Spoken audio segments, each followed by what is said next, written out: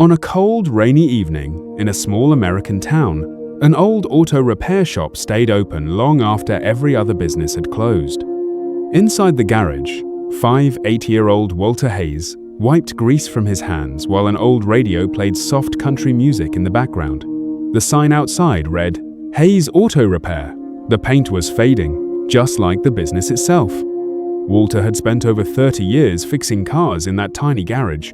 He wasn't rich. He barely made enough to pay rent and keep the lights on. But everyone in town knew one thing: Walter never turned away someone in need. That night, thunder shook the sky as a damaged blue sedan slowly rolled into the parking lot.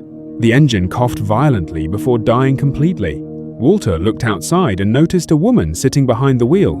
In the back seat was a little girl wrapped in a pink blanket. The woman stepped out nervously.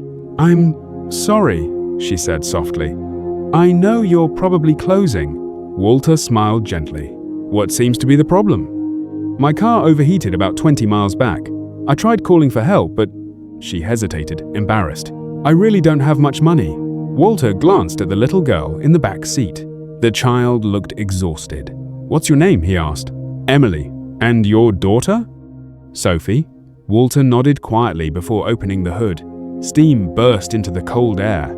The repair took almost 2 hours. A cracked hose, coolant leak, worn belt. Emily sat silently inside the waiting room while Sophie slept against her shoulder.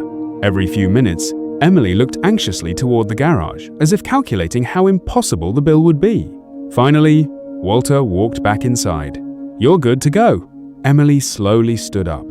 "How much do I owe you?" Walter looked at Sophie sleeping peacefully. Then he handed Emily the keys. "No charge." Emily froze. "What?" Walter shrugged lightly. "You need the money more than I do." Tears instantly filled her eyes. "No, I can pay something. Even a little." Walter shook his head. "Just promise me one thing." Emily stared at him. "When life gets better someday, help someone else." Emily began crying quietly. Before leaving, Sophie rolled down the car window and waved. "Thank you, Mr. Mechanic." Walter smiled as the car disappeared into the rain. And after that night, he never saw them again. Years passed. The town slowly changed. Big repair chains opened nearby.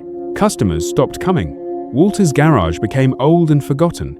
At 68 years old, Walter now worked alone. His back hurt constantly. Some days he only repaired one car. Other days, none at all. One winter morning, Walter sat at his desk, staring at overdue bills. A final notice from the bank rested in front of him. If he missed one more payment, the garage would be gone forever. Walter sighed deeply and looked around the shop. Every wall held memories. Every tool carried decades of hard work. He whispered quietly to himself, "Maybe it's time." That afternoon, a black luxury SUV slowly pulled into the parking lot. Walter frowned. Cars like that never came here. The driver's door opened.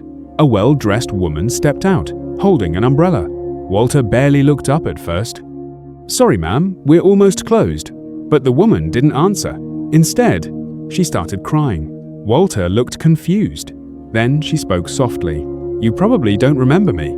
Something about her voice felt familiar. "My car broke down here during a storm, about 12 years ago." Walter stared carefully at her face. And suddenly, he remembered, "Emily?" She smiled through tears and nodded. Walter was speechless. Before he could say another word, the passenger door opened. A young woman stepped out holding flowers. Walter's eyes widened. The little girl, Sophie. Only now she was grown up. "We've been looking for you for months," Sophie said emotionally. Walter could barely speak. Emily looked around the old garage and tears filled her eyes again. "You saved us that night," she whispered. "You have no idea what that meant to me." She explained that after leaving town years ago, she found a better job, went back to school, and slowly rebuilt her life. And Sophie had just graduated medical school. Walter looked stunned. Then Sophie smiled softly. "I became a doctor because of people like you." Walter's eyes turned red. Emily reached into her purse and handed Walter an envelope. Inside was a cashier's check. Walter's hands trembled. It was enough money to pay off every debt on the garage. Completely. Walter looked up immediately. No, I can't accept this. Emily gently held his hand. Yes, you can. Tears rolled down her face. You helped us when nobody else would. Sophie stepped forward. You didn't just fix our car that night, she said quietly. You fixed our future. Walter broke down crying. For a long moment, nobody spoke. Only the sound of rain falling softly outside the garage. Then Sophie smiled and pointed toward the old wooden sign above the shop. We were thinking, Emily laughed softly through tears. Maybe Hayes Auto Repair deserves a fresh new sign. Walter looked at them both, overwhelmed. After years of loneliness, after years of struggling silently, the kindness he gave away had finally found its way home. And for the first time in a very long time, Walter no longer felt forgotten. Thank you for watching. If this story touched your heart, please subscribe for more emotional stories like Thithis.